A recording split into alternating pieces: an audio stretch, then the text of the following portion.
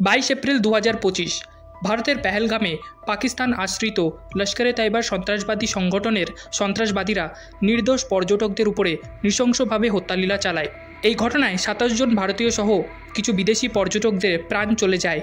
যেখানে এই ঘটনায় সকল দেশবাসী মর্মাহত ছিল, ঠিক সেইখানেই এই জঘন্য অপরাধের জন্য গোটা দেশবাসী প্রতিশোধের আগুনে জ্বলছিল এবং ভারত সরকার ও ভারতের সশস্ত্র বাহিনীও ঘটনায় জড়িত সন্ত্রাসবাদী ও সন্ত্রাসবাদীদের সাহায্যকর্তাদের উচিত শিক্ষা দিতে নিজেদের পরিকল্পনা ও প্রস্তুতি নিতে শুরু করে দেয়, যার ফলস্বরূপ আমরা সবাই 7ই মে ভোর রাতে একটি অপারেশনের রূপে এর পরিণামটি দেখতে পাই।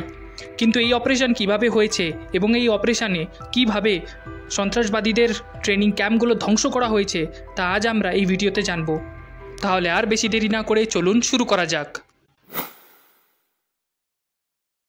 এই অপারেশনের নাম সিন্দুর রাখা কেন হয়েছে তা আমাদের জানা দরকার। এই অপারেশনের নাম স্বয়ং ভারতের প্রধানমন্ত্রী ঠিক করেছিলেন, কিন্তু কেন? সিন্দুর মূলত ভারতের সনাতন হিন্দু সংস্কৃতিতে মহিলাদের বিবাহ প্রতীক চিহ্ন। পেহেলগাম সন্ত্রাসবাদী হামলায় 27 জন নির্দোষ মানুষদের নির্মমভাবে হত্যা করা হয়েছিল। এই হামলায় সন্ত্রাসবাদীরা তাদের ধর্ম জিজ্ঞাসা করে হত্যাকারীরা তাদের স্ত্রী ও বাচ্চাদের সামনেই তাদেরকে হত্যা করেছিল, যার জন্য এটা ঠিক করা হয় যে এই সকল নির্দোষ নাগরিকদের হত্যার বদলা নিতে এই অপারেশনের নাম সিন্দুর রাখা হোক। ভারতীয় সেনাবাহিনীও তাদের এক্স হ্যান্ডেলে বড় অক্ষরে সিন্দুর লেখাটি লিখে পোস্ট করে, যেখানে সিন্দুর বানানে একটি ও অক্ষর সিন্দুরের বাটির ছবি দেওয়া হয়েছে এবং কিছু সিঁদুর সেখানে ছড়িয়ে রয়েছে, যা ওই 27 জন মহিলাদের জীবনসঙ্গীকে কেড়ে নেওয়ার নির্মমতার প্রতীক হিসাবে চিহ্নিত করা হয়েছে। আর ক্যাপশনে লেখা আছে, ন্যায়ের বিচার করা হলো, জয় হিন্দ।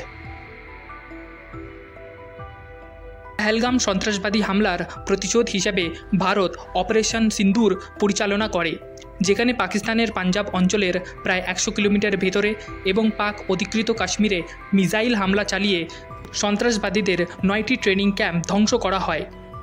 এই অপারেশনটি একটি যৌথ অভিযান ছিল, যেখানে ইন্ডিয়ান আর্মি এবং ইন্ডিয়ান এয়ারফোর্স মিলে লস্করে তৈয়বা ও জৈশ-ই মোহাম্মদের সদর দপ্তরগুলি মিসাইল স্ট্রাইক করে ধ্বংস করে দেয়, যা পাকিস্তানের বৃহত্তম সন্ত্রাসী নেতা হাফিজ সাঈদ এবং মাসুদ আজহারের দুর্ভেদ্য দুর্গ বলেও মনে করা হতো। মূলত এই অপারেশনটি 1:05 থেকে 1:30 পর্যন্ত অর্থাৎ 25 মিনিটের মধ্যে সম্পূর্ণ করা হয় এবং পাকিস্তানের উপর 28টি অত্যাধুনিক মিসাইল স্ট্রাইক করা হয়।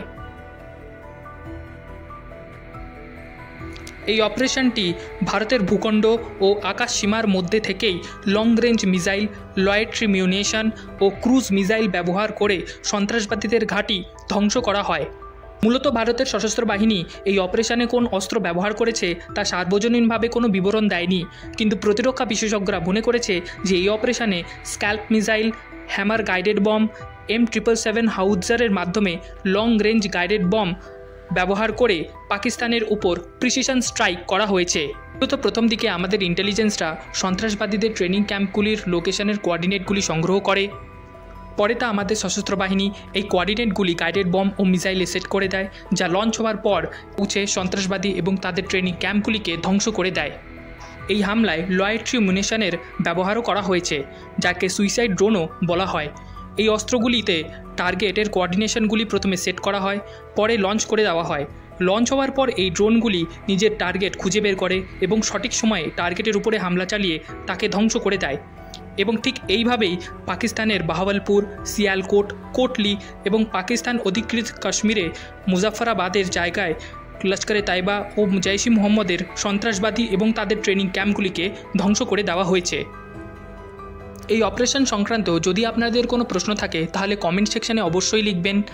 ভিডিওটি যদি ভালো লেগে থাকে লাইক করবেন এবং বেশি করে শেয়ার করবেন। চ্যানেলে যদি আপনারা নতুন হন তাহলে অবশ্যই সাবস্ক্রাইব করবেন, আর ভিডিওটি যদি ফেসবুকে দেখে থাকেন তাহলে চ্যানেলটিকে ফলো করবেন। জয় হিন্দ।